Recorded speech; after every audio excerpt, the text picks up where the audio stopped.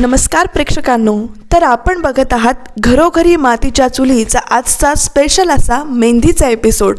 तर इथे बघा नाच गाणं चालू आहे। गुलाबाची कळी या गाण्यावर घरातली सगळी नाचतायत। जानकी जी आहे ती बसलेली आहे। ऐश्वर्या मेहंदीचा दुसरा बाउल घेऊन येताना आपल्याला दिसलेली आहे। सगळे ओवी शरयू सगळी नाचतायत। त्या दोन बायका आल्या त्या पण नाचतायत। सुमित्रा मस्त काळजीने बघतायत आणि इकडे ऐश्वर्या सुद्धा मुद्दामून आपण किती खुशीत आहोत असं दाखवते। सगळ्यांचं नाच गाणं एन्जॉय करते आणि तर इथे ती हळूच जानकीकडे बघते। जानकीला मात्र ते जे काही चिठ्ठीत लिहिलेलं असतं ते आठवतंय आणि तिला ते जाणवतंय की आपण आता शोध घ्यायला पाहिजे। असं का लिहिलं असेल? वरवर ती हसू दाखवते पण मनात मात्र तिच्या वेगळेच विचार चालू आहेत। इथे सुमित्रासुद्धा हसून सगळीकडे बघतायत पण जानकीच्या मनातले विचार काही जात नाही आहेत आणि ती म्हणते की आत्ताच मला ते अकाउंट वगैरे चेक करून बघितलं पाहिजे कारण आता ऋषिकेश नाही आहेत। म्हणून ती हळूहळू सटकायला बघते। तेवढ्यात शरयू तिला नाचायला घेते।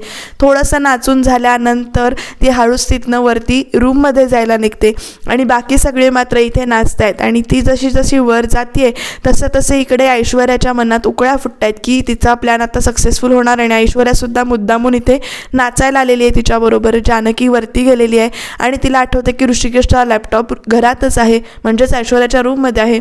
ती तशीच मेहंदीच्या हाताने लॅपटॉपची बॅग इथे उचलते। कष्ट करून ती लॅपटॉपची बॅग उघडते कारण मेहंदी तिच्या हातावरची अजूनही ओली असते पण ती हळूच इकडे लॅपटॉप उघडते, प्रयत्न करते।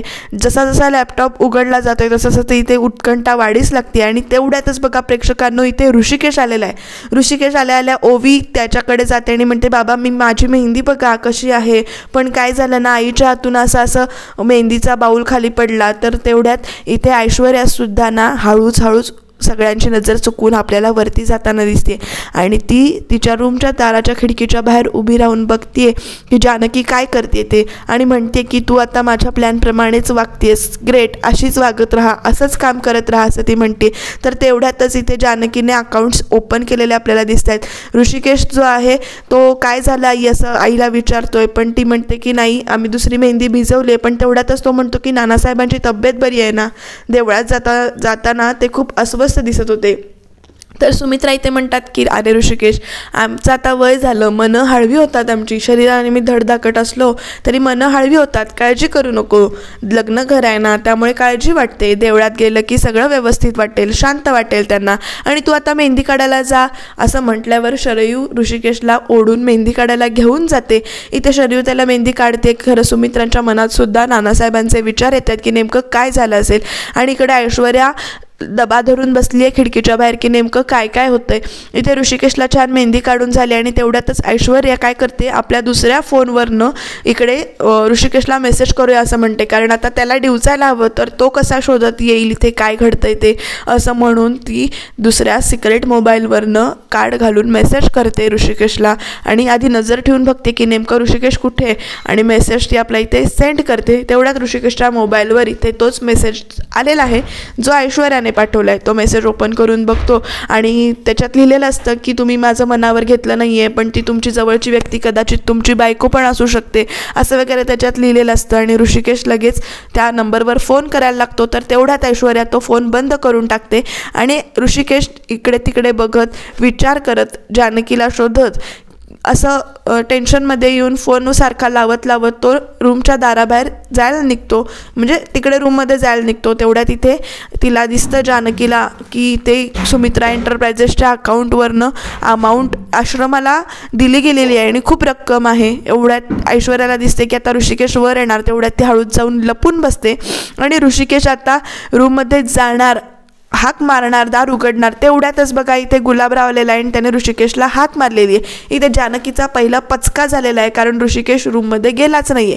ऋषिकेशला हाक मारलेला आवाज ऐकून जानकीसुद्धा घाबरून उठते, पटकन लॅपटॉप भरते कारण ऋषिकेशला सत्य सांगायचं नसतं। इथे घाईघाईत ती लॅपटॉप भरते। तेवढ्यात तिच्या हाताची मेहंदी त्या लॅपटॉपला लागते, ती जराशी पुसते आणि ऋषिकेश जोपर्यंत खाली बघतोय गुलाबरावांशी बोलतोय तोपर्यंत इथे सटकून जाते। ऐश्वर्या म्हणते ही साळुंकी आता सटकली आहे पण लवकरच तू अडकशील असं म्हणते आणि तेवढ्यात ऋषिकेश घाईघाईत रूममध्ये जाताना आपल्याला दिसतोय। गुलाबराव ऋषिकेशकडनं किल्ली घेतो आणि निघून जातो. ऐश्वर्या मात्र तिथेच दबा धरून बसली आणि नेमकं काय होतंय ते बघते. तर ऋषिकेश रूममध्ये गेलेला आहे आणि त्याला दिसतंय की इथे कोणतरी येऊन गेले, कोणीतरी छेडछाड केलेली आहे त्याच्या रूममध्ये येऊन गेलेलं आहे. आणि इकडे बघा नानासाहेब जे गेलेत ते हिम्मतरावांकडे गेलेत आणि ते त्यांना पडलेलं स्वप्न जे काही आहे ते सांगतायत की असं असं मला स्वप्न पडलं इतक्या वर्षात. पार्वती माझ्या स्वप्नात कधीच आली नव्हती, 30 वर्ष झाली या घटनेला आणि तुमच्याकडून असं काही क्लू गेलेला नाही आहे ना, असं ती इथे विचारते. ते विचारतायत त्यांना हिम्मतरावांना. हिम्मतराव त्यांना धीर देत आहेत आणि म्हणतायत ऋषिकेशबद्दलचं सत्य जे आहे ते आपल्याला चौघांनाच माहिती आहे आणि काळजी करू नका, ती जी फाईल आहे ती व्यवस्थित आहे.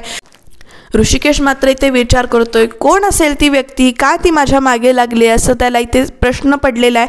आणि तो खाली इथे सगळी नाचतायत ते बघतायत, तिकडे सगळ्यांचं इकडे नाचगाणं चालूच दाखवलं आहे. ऋषिकेशला संशय येतोय की हे काम नक्कीच ऐश्वर्याचं असलं पाहिजे, म्हणून तो ऐश्वर्याला शोधत येतोय. प्रेक्षकांना एकदा कानफाट्यानं नाव पडलं की पडतं, ते तसं झालं बघा ऐश्वर्याच्या बाबतीत. कटकारस्थान केलं की ऐश्वर्याने केलं असं झाल्यामुळे तो ऐश्वर्याला शोधत येतोय. तर इकडे ऐश्वर्या सयाजीरावांशी म्हणजेच आपल्या पप्पांशी डॅडाशी बोलत असते आणि सांगते की लग्न आहे ना, त्यामुळे असं चालू आहे, पण फटाके फुटणार आहेत आणि खूप मोठा धमाका होणार आहे.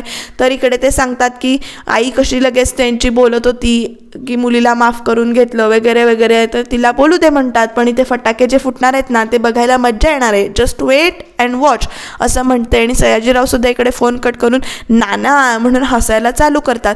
तेवढ्यात सारंग येतं इथे ऐश्वर्याच्या मागे. नेमकं की नाही ती काहीतरी फोनवर बोलते किंवा काहीतरी करत असते, तेवढ्यात सारंग येतो आणि हिच्या चेहऱ्यावर भीती बघा की ह्यानं काही ऐकलं नसेल ना. पण नाही, सारंग लगेच विषय बदलतो आणि म्हणतो की तुम्ही अजून मेहंदी नाही का काढली, सगळ्या बायका तुमची वाट बघतायत. तर लगेच ऐश्वर्यासुद्धा म्हणते हो हो जाते जाते. तोपर्यंत ऋषिकेश येतोय तर आणि म्हणतोय ऐश्वर्या तू काय करतेस हे, असं म्हटल्यावर सारंगसुद्धा तिच्याकडे बघायला लागतो आणि लगेच ऐश्वर्या आपली बाजू म्हणजे दादा तुम्ही काय म्हणताय मला नाही कळत आहे. कसं आहे ना, जानकी वहिनींनी मेहंदी काढली आणि ती सांडली तेव्हा मेहंदी लावायची राहिली. मग लगेच ऋषिकेश म्हणतो तू मेहंदी नाही का लावली आहेस अजून, बरं बरं ठीक आहे म्हणतं. आणि ऐश्वर्या मात्र इथे हळूच कलटी मारून ऋषिकेशकडे पाठमोरी बघते. सारंगला मात्र कळत नाही आहे की नेमकं काय चाललं आहे, कारण सकाळी वहिनीसुद्धा टेन्शनमध्ये होती आणि दादासुद्धा टेन्शनमध्ये. मग तो प्रेमाने विचारतो की दादा काही काम असेल तर सांग, कसलं टेन्शन असेल तर सांग नक्की मला. तर इकडे ऋषिकेश बघा विचार करतोय की काय चाललंय हे, कोण सत्य लपवतंय वगैरे, तो इथे विचार करताना दिसून येतोय आपल्याला. इकडे जानकीसुद्धा रूममध्ये अस्वस्थ होऊन बसली, कारण तिला कळलंय की सुमित्रा एंटरप्राइजेसमध्ये एवढे अमाऊंट शेअर केली जाते, कोणाला तरी पाठवली जाते. याच विचारात जानकी बसलेली असताना ऋषिकेश एकदम तिच्याजवळ येतो आणि तिला हाक मारतो. ती दचकते. जानकी ऋषिकेशला विचारते की तुम्ही कुठे गेला होतात, मी तुम्हाला ऋषिकेश म्हणतो की मी सयाजी काकांकडे गेलो होतो, त्यांना आमंत्रण देऊन आलो.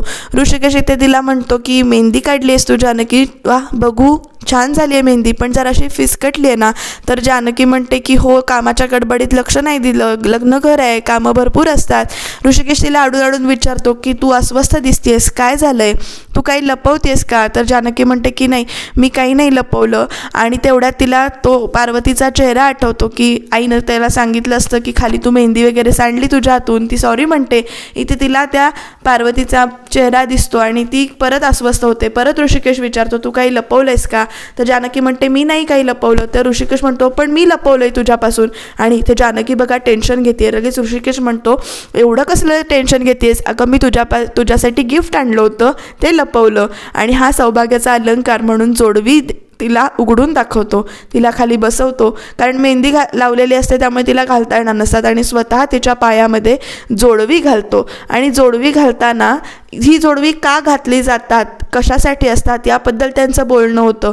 तर खरंच पूर्वीच्या काळी परंपरा ज्या काही आखलेल्या आहेत त्या किती विचारपूर्वक आखलेले आहेत, कारण त्याचा संबंध जोडव्यांचा संबंध पहिल्या वर्षी फॅमिली प्लॅनिंगशी येतो आणि दुसऱ्या वर्षी जोडवी बदलली जातात. त्यामुळे ती दुसऱ्या पायात घातल्यामुळे त्या पायात ज्या बोटात घालतात त्याचा संबंध लॅक्टेशनशी येतो, म्हणजेच दुधाच्या प्रक्रियेशी येतो. तेवढ्यात ही म्हणते जानकी की मी सुद्धा या गोष्टी ज्या आहेत त्या ओवीला सांगते, परंपरा शिकवते, म्हणजे एका पिढीकडून दुसऱ्या पिढीकडे या परंपरा गेल्या पाहिजेत. आणि त्याचबरोबर ऋषिकेश असं म्हणतो की जोडव्यांचा असाही अर्थ होतो की जोडवी जेव्हा ती नवीन नवरी घालते पायामध्ये, तर ते नातं टिकवण्यासाठी विश्वासासाठी घालते. पण इथे तो असं म्हटल्यानंतर, विश्वास हा शब्द घेतल्यानंतर जानकी चेहऱ्यावर टेन्शन येतं. ते तसंच बोलून झाल्यानंतर ऋषिकेश रूममध्ये येतो, लॅपटॉप उघडतो आणि बघतोय की लॅपटॉपमध्ये नेमकं कोणी काय ओपन केलं आहे. तर सुमित्रा एंटरप्राइजेसचं अकाउंट कोणीतरी नक्की ओपन केलं असे इथे दिसतं. आणि प्रेक्षकांनो, उद्याच्या भागामध्ये ऐश्वर्या काय कांड करते बघा. दोघी जणी इथे देवासमोर प्रार्थना करत असतात. तेवढ्यात आजी ऐश्वर्याचे जाऊन कान भरतात की तिकडे शरयू दिवा नारळ ठेवते. तेवढ्यात ऐश्वर्या दिवा शरयूच्या पदराला लावते. त्यामुळं इकडे बघा जानकी आग विझवायचा प्रयत्न करते आणि ऋषिकेश तिच्या हातावर दुधाचा अभिषेक घालतो. राम सीतेची जोडी का म्हणतात असं दाखवलंय. तर इकडे हिम्मतरावांच्या हाती फाईल जी आहे ती बाळासाहेबांना दिसलेली आहे. काय होईल उद्याच्या भागामध्ये, ऐश्वर्या नेमकं काय पाऊल उचलेल?